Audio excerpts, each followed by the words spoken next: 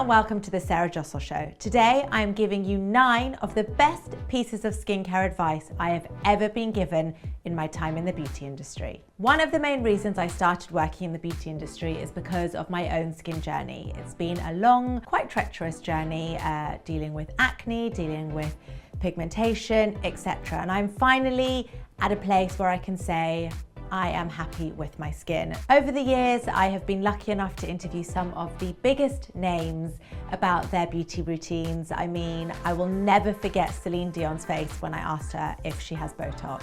You say surgery and I'm like,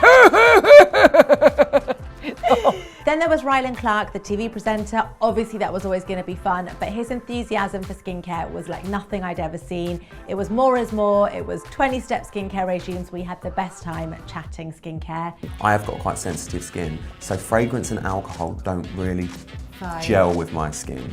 I'm so into the ordinary at the minute. There was Amelia Clark, who looked me in the eyes and said, you need to cleanse, tone, moisturize, even when you're blind drunk. What's the first thing you do in the morning? And I'm talking beauty. I cleanse, tone and moisturise morning and night, even when blackout drunk. That doesn't happen all that often. There was Rosie Huntington-Whiteley. It was a makeup video, but she ended up spending about 3/4 of it talking about her real passion for non-comedogenic skincare. I look for all non-comedogenic skincare and all non-comedogenic foundations and makeup products, which has been phenomenal. And for those wondering, non-comedogenic means non-pore blocking skincare. We'll talk more about that shortly. Skincare is not magic. There is no mystery when it comes to skincare. So if anyone is promising you magic in a jar or a miracle in a tube, it's really, really unfair of them. What I want people to remember is that skincare is a chemistry. It is a 1 + 1 = 2 scenario.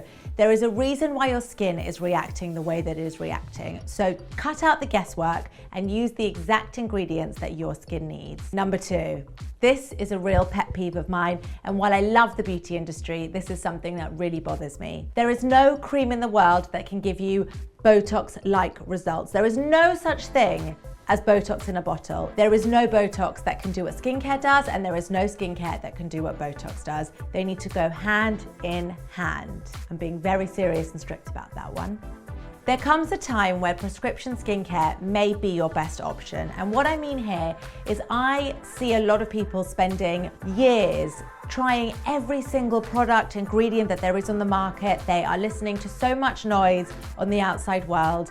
And actually, what their skin issue is more severe than what an over-the-counter product can do. So a prescription skincare is something that's gonna be higher in strength, something that you can't just buy over the counter, that you're gonna need a prescription from a dermatologist or a GP. Prescription strength, that is for treating and preventing more serious skin issues and skin diseases, whether that's acne, rosacea, psoriasis, eczema, dermatitis, pigmentation. Don't shoot the messenger. I know you all want to hear about the latest, greatest, coolest lotion, potion for anti-aging, but the derms have news. It's still SPF. Exposure to ultraviolet radiation is the #1 cause of increased skin aging. So the best thing you can do is protect your skin from that ultraviolet radiation. There are so many good SPFs out there now. There really is no excuse.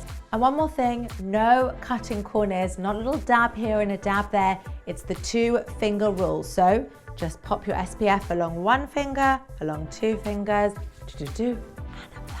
And if anyone's wondering what step you apply your sunscreen, it's the lid of your skincare. It's the final step of skincare right before you'll start your makeup. My advice on eye creams is to have realistic expectations, because I think the problem is we are oversold this eye dream, and no eye cream can really deliver these promises. Let's start with what an eye cream can do. It can temporarily smooth the texture of the skin, it can hydrate the skin, it can plump the skin. It cannot lift hooded eyelids. No matter how much eye cream you put on, your hooded eyelids cannot be lifted by a cream. It cannot get rid of dark under eye circles.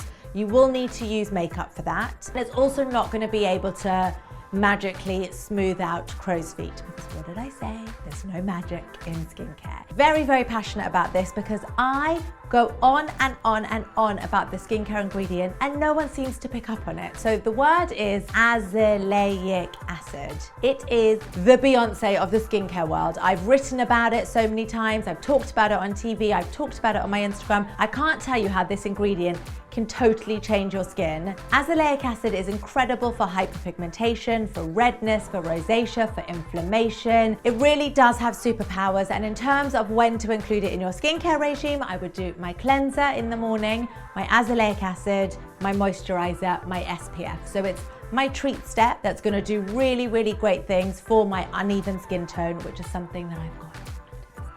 This piece of advice came from the brilliant consultant dermatologist, Dr. Emma Wedgeworth, and she said, change your skincare with the seasons, which makes perfect sense because in the winter, you may want more thicker, creamier, richer formulations because your skin might be drier, flakier, more dehydrated, whereas in the summer, you might be dealing with excess oil or you might be in the heat, so you don't want to apply anything so thick. This probably should have gone at the top of the video because it is so important for us all to remember these 4 steps. This comes from consultant dermatologist Dr. Justine Kluck, who has 4 principles for successful skin. Number 1, keep it simple.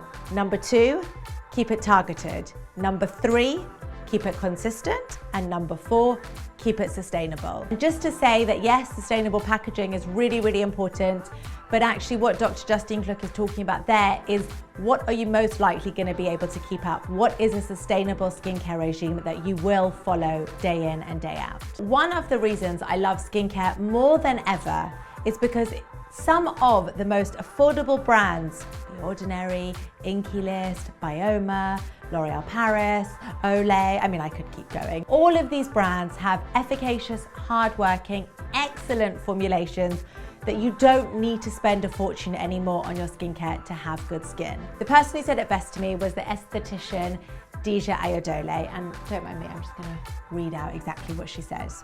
Buy and use skincare that you can afford to upkeep on a long-term basis. We know that skin thrives on consistency, so don't be a magpie reaching for products that are above your budget, because your ability to maintain purchasing those products will be compromised and your skin will suffer for it. Said Deja. Right, I did go into teacher mode in that video, but I'm hoping that a lot of that advice is very useful for all of you watching this video. Don't forget to subscribe to the Sunday Times Style, and I'll see you next time on the Sarah Jossel Show.